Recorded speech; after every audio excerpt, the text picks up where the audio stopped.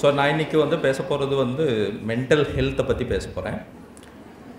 தெய்வானையம்மாள் காலேஜுக்கு நான் போக போகிறேன் அப்படின்னு என்னோடய ஃப்ரெண்டு கிட்ட நான் பேசின போது, நான் அந்த காலேஜ் தான் அங்கே படித்தேன், எனக்கு தெரியவே தெரியாது. அவங்க வந்து டெல்லி யூனிவர்சிட்டியில் படிச்சிருந்தாங்கன்னு தான் எனக்கு தெரியும். இங்கேருந்து நேராக டெல்லி யூனிவர்சிட்டிக்கு தான் போயிருக்காங்க.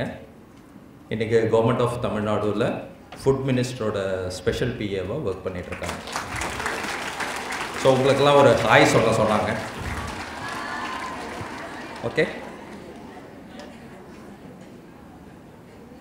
ஸோ நான் வந்து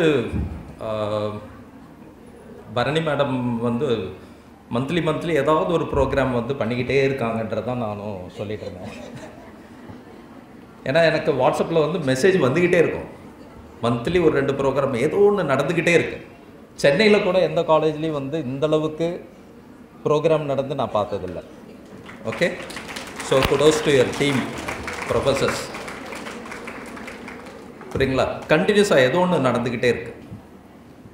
ஸோ ரொம்ப சந்தோஷம் அந்த ஒரு டீமோடு நானும் இங்கே வந்து பேசிகிட்டு இருக்கேன்றது. இன்றைக்கி நான் வந்து விலாவரியாக நான் பேச போகிறேன். நான் பேச போகிறது வந்து மனநலத்தை பற்றி. முக்கியமாக நான் பேச போகிறது வந்து மனநலத்தை அரசியலாக்குவோம். Mental health is political. அப்போது மனநலம்ன்றது வந்து எங்கே இருக்குது, இங்கே என்ன கட்டமைக்கப்படுதுன்னு கேட்டிங்கன்னா, மனநலம் ஒரு தனி மனிதனுடைய பிரச்சனையாக பார்க்கப்படுது. உனக்கு மனசு சரியில்லைன்னா உன் மூளை சரியில்லை, இல்லை உன் மூளையில் ரசாயனம் சரியாக சுரக்கலை, இல்லை உனக்கு பிழைக்க தெரியல, நீ வேஸ்ட்டு. ஓகே, ஸோ இந்த மாதிரி ஒரு தனி மனித பிரச்சனையாக கட்டமைக்கப்படுது. நான் மனநல பிரச்சனையை வந்து தனி மனிதனோட பிரச்சனையாக பார்க்கல, அது வந்து ஒரு சமூக பிரச்சனையாக பார்க்குறேன். ஸோ சமூகத்தில் இருக்கிற ஏற்றத்தாழ்வுகள், வறுமை, ஓகே, இது மாதிரி பல பிரச்சனைகள் இருக்குது. சஸ்டைனபிள் டெவலப்மெண்ட் கோலில் சொல்லப்படுற அந்த 17 குறிக்கோளை பற்றி, அதை சார்ந்து எப்படி மனநலம் வந்து கெட்டிருக்கு, எப்படி நம்ம மனநலத்தை மேம்படுத்தலாம் அப்படின்னு 2த்தையும் நான் வந்து சேர்த்து பேசலான் இருக்கேன். ஏன்னா நம்ம வந்து என்ன நினைக்கிறோன்னா, மனநலத்துக்கு வந்து மேம்படுத்தணும்னா நிறைய சைக்காலஜிஸ்டெல்லாம் உருவாக்கி விட்டால் மனநலம் மேம்படுமா? தெருவுக்கு ஒரு 10 சைக்காலஜிஸ்ட் இருந்தால் எல்லாரோட மனநலமும் சரியாக போயிடுமா? சரியாகாது. எல்லாருக்கும் மாத்திரை கொடுத்துட்டா சரியாயிடுமா? அப்போவும் சரியாகாது. அப்போ மனநலம் எதை சார்ந்து இருக்குன்னா, நம்ம எங்கே இருக்கோன்றதை பொறுத்து இருக்குது.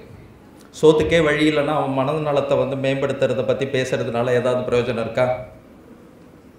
அடுத்த வேளை சோத்துக்கே வழி இல்லாத போது மனநலத்தை பற்றி பேசி பிரயோஜனமே இல்லை. அவனுக்கு இருப்பிடம் இல்லை அப்படின்னா மனநலத்தை பற்றி பேசி பிரயோஜனம் இல்லை.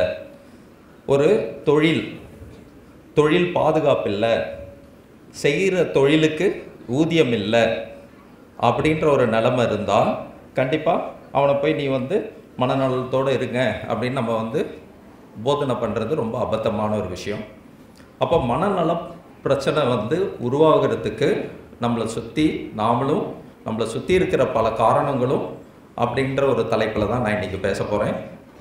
நான் மட்டும் பேச போகிறதில்ல, நீங்களும் எனக்கு வந்து இன்ட்ராக்டிவாக நம்ம எடுத்துகிட்டு போகலாம்.